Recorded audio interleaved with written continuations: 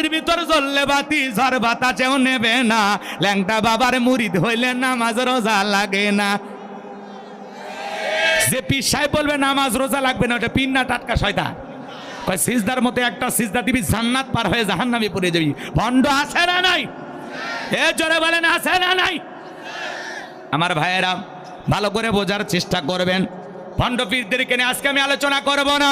হক্কানে আল্লাহওয়ালাদের কাছে যাইতে কোনো বাধা নাই। পীর ছিল শাহজালাল, খানকায় পীর, রাজপথে বীর, নারাই তাকবীর হুঙ্কার দিয়েছেন, গৌর গোবিন্দ পালাইতে বাধ্য হয়েছিল।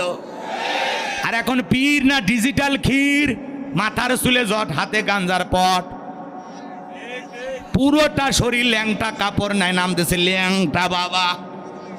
আর মানুষ স্লোগান দেয় সবকিছু সারিয়া তোরা বাবার সরন্দর, আয়না বসাইয়া দে তোর কলবের ভিতর বাবারে। এ আছে না নাই ভণ্ড?